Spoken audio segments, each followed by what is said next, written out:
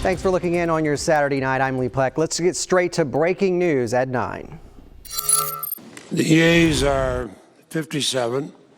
The nays are 43. The Senate judges that the respondent, Donald John Trump, former President of the United States, is not guilty as charged in the article of impeachment.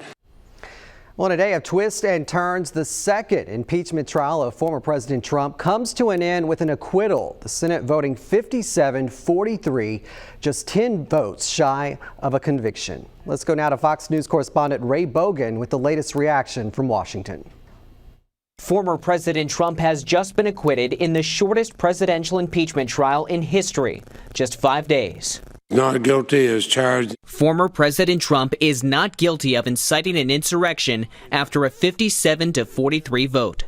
All 50 Democrats and 7 Republicans voted to convict, including Louisiana Republican Senator Bill Cassidy. Our Constitution and our country is more important than any one person.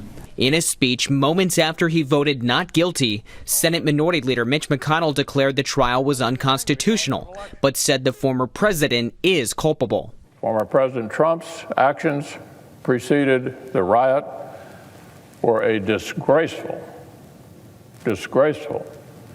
dereliction of duty. As the violence unfolded and the Capitol was breached, and his own vice president fled for his life, and President Trump did nothing. The House managers say, although they lost, the votes show a majority of both the House and Senate believe Mr. Trump is guilty. What we saw in that Senate today was a cowardly group of Republicans who apparently have no options because they were afraid to defend their job. The former president reacted to his acquittal in a statement, quote, "This has been yet another phase of the greatest witch hunt in the history of our country."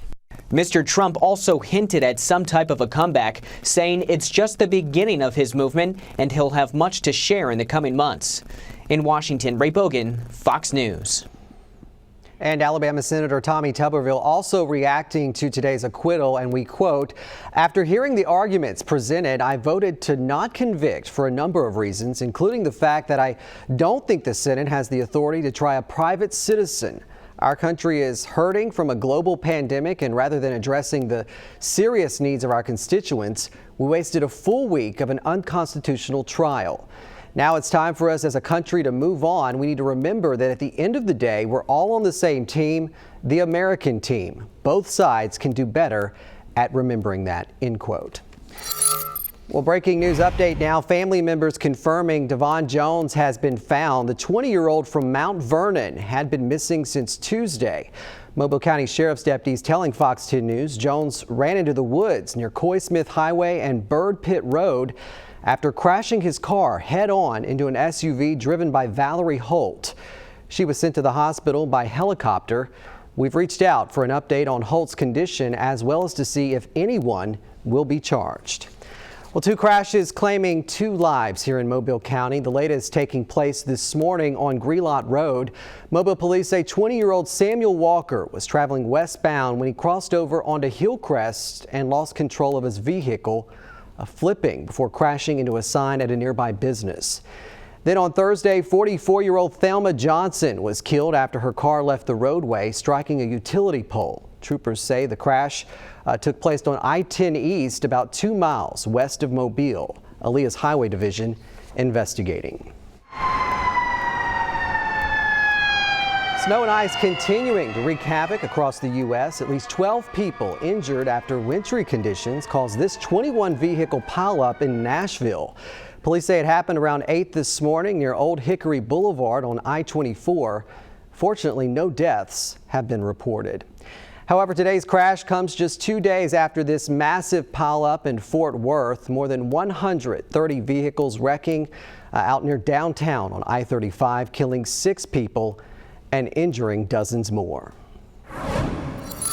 And no ice, but plenty of rain across the Fox 10 viewing area. We're tracking wet weekend conditions with cooler temperatures ahead.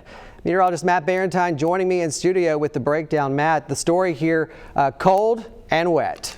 Yeah, thankfully it hasn't been all that wet here this weekend. We had some light showers here this morning. Most of that kind of wrapped up, and we're not looking too bad for tomorrow either. Really, our biggest focus now is going to be on what happens Monday, and we talk about icing. There's going to be some, a very large ice storm that impacts the deep south. We'll talk more about that in a minute. First off, right now where we're at, we're cold.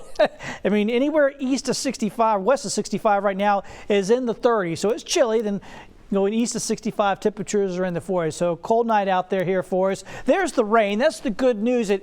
We had high rain chances for today. Then we got up this morning and most of the rain had already moved on through. We had some overnight rain. It pushed on through and it stayed pretty much east of us here throughout the day. So we got lucky today and actually turned out not to be too bad of a day, although yes, a cold one, a gray one, but not too bad. Tomorrow, of course, is Valentine's Day. As you wake up tomorrow morning, it's going to be chilly. Temperatures down at around 40 here as we wake up on our Sunday morning, and likely just being gray once again. The rain chances stay at about 20% for your Sunday, so not a big deal. It's a cold start, chilly, cloudy day for us tomorrow. Monday, we get the cold rain moving in, and this is not something they often have to put up on the graphics. Icy bridges and overpasses. We go from Monday night on and Tuesday morning. There is a chance we could see some icing happening in parts of our area. We're going to get deeply into that here in a few minutes, and then we go into Fat Tuesday. We're going to have a bitter cold start today. Check this out. Pretty incredible stuff. A winter storm warning, basically all of Texas, all of Oklahoma, all of Arkansas, most of Mississippi, most of Louisiana. Obviously a major storm setting itself up. We'll talk about that coming up in just a few minutes.